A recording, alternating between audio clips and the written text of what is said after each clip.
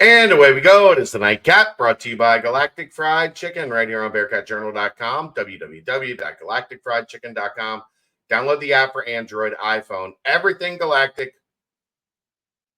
Go to the app, have it delivered right to your front door, pretty much anywhere inside the 275 loop, or head down to Dayton, Kentucky.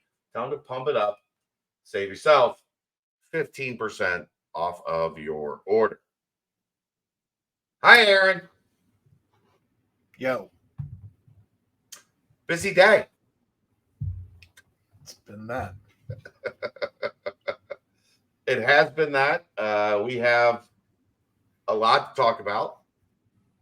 So let's just kind of, today's kind of newsy. No gimmicks, no BS, just straightforward. Here's where we're at.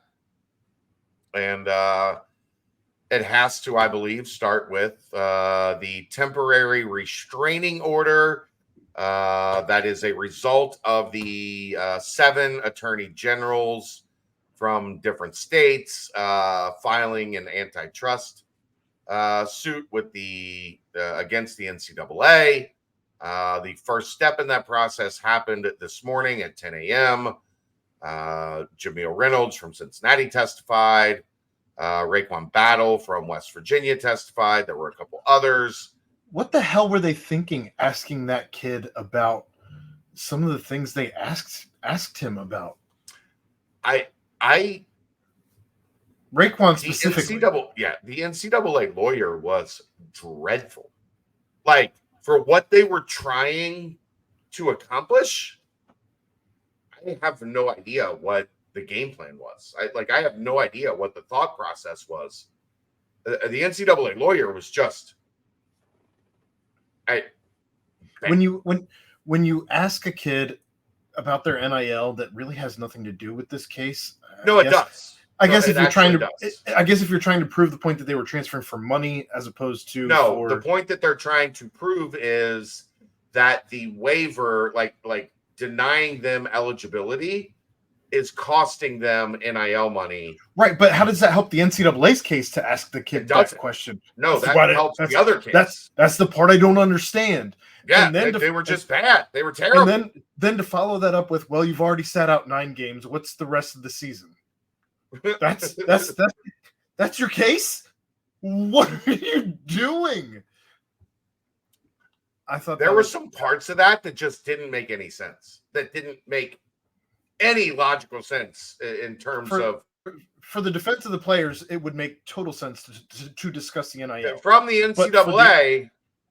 I couldn't wrap my mind around it. Unless, like I said, you were trying to prove that they were transferring for NIL purposes and not for. Yeah, you know what I gather, but that's not going to win in court either. I understand. You are worth what someone will pay you. We've talked at length about this stuff, and you're also on a timeline for how long you can play.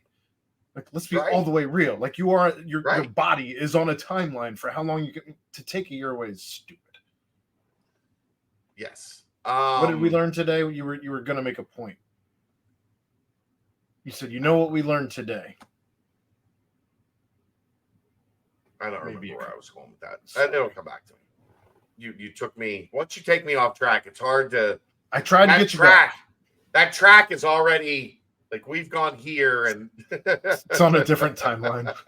There's usually analogies that pop in my head, but they're very fleeting. If I don't make them right away, they're not coming back. I'll remember it tonight in bed at like 1:15 in the morning. I'll be like, I'm gonna get a weird text. Yeah. Ultimately, here's what it means. For the next 14 days, Jameel Reynolds is eligible. The judge essentially blocked the NCAA from being able to retroactively punish these players if they play over the next 14 days. But at this point, there's nothing guaranteed outside of now to December 27th. On December 27th, there will be another hearing that could result in an extension, from my understanding, that could result in an extension of the temporary restraining order, it could result in the temporary restraining order becoming a permanent restraining order, or I guess they could rule for the NCAA, which I don't even know what would happen there, because I don't think there's any way that actually happens. I haven't even researched that because I can't see it. Not based on what the judge said today. It just seems you played in 2 weeks worth of games. What do you need to play the rest of the season for? You got your 2 weeks. Yeah, you played 3 games. That's the NCAA's new defense. Be happy we let you play in 3 games. You ungrateful little shit.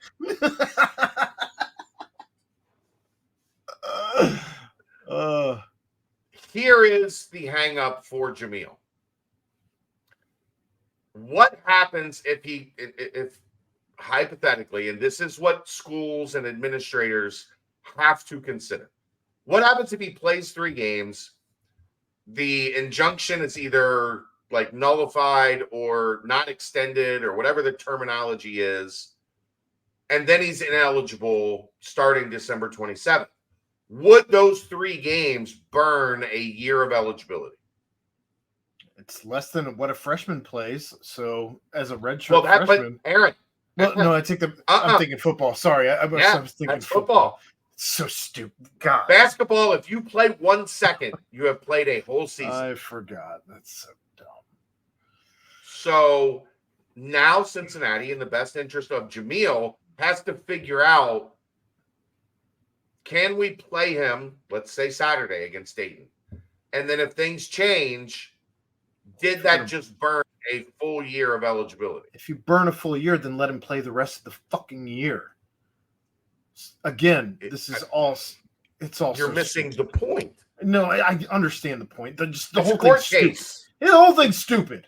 It is stupid, but we have to talk about, especially when we find out today. When we find out today, as Jamil did take the stand, and we find out that he feared for his own safety because there was a coach having to pack heat to go work out with him because the coach didn't even feel comfortable on the Temple campus.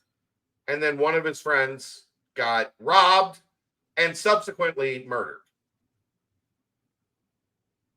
He did not feel safe at Temple.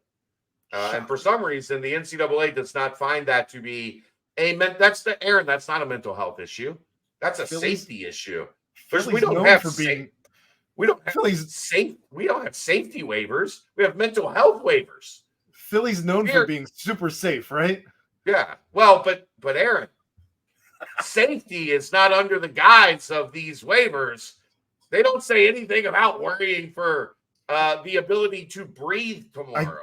I can hear the NCAA's lawyer right now. Sir, you are 7 foot tall and 300 pounds while you were at Temple. How did you not feel safe? You are a behemoth of a man. And then you have to explain to said lawyer, bullets don't still pierce 7 foot, 300 pounds. Bullets don't care. Bullets don't give a shit how big I am. So that is kind of where Cincinnati is at. They have to make a decision. The good news is they don't have to make a decision until Saturday. The bad news is it's the NCAA, and they might decide we're not making a decision on anything until December 26th.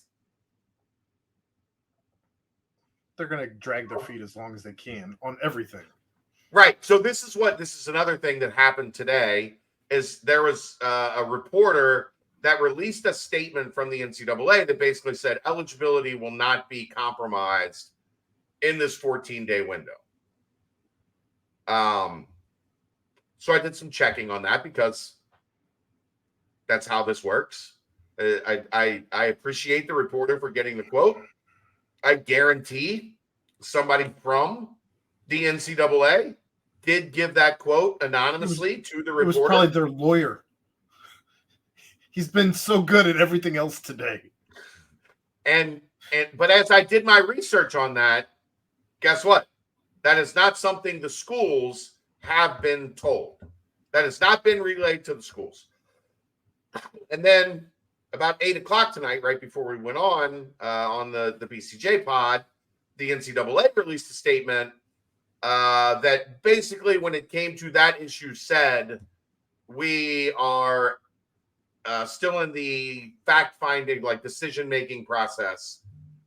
We will be forwarding this to whatever committee or whatever subgroup is handling this, and we are not ready to make any further statements. Which to me says we will let you know December 26th. But we talked about this the other night. It 100% felt like they were treating this as a suspension for the players. There are 99, almost 100 people still in this, between the waiver and the appeal process. There are still over 100 athletes dealing with this. There are some, Aaron. Jamil was in the appeal process, right? Like, right. He had gotten a decision on his waiver. He had been denied. Right. He was in the appeal process.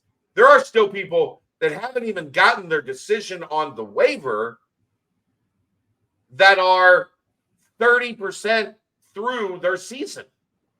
Yep. And you and what Dave are we doing? You and Dave had quite the conversation on that. I don't want to redo that conversation here. So. No, not good. I'm not good. But I don't understand, like, what we're doing. What are we accomplishing here now? It's in court, and the NCAA is not going to win. Are they really going to go down kicking and screaming? If the NIL is any indication, then yes. Yes, and they're going to lose again, really spectacularly. Yeah, spectacularly. The football news of the day. There is a transfer portal addition. Ohio State transfer running back Evan Pryor is headed to Cincinnati with his commitment.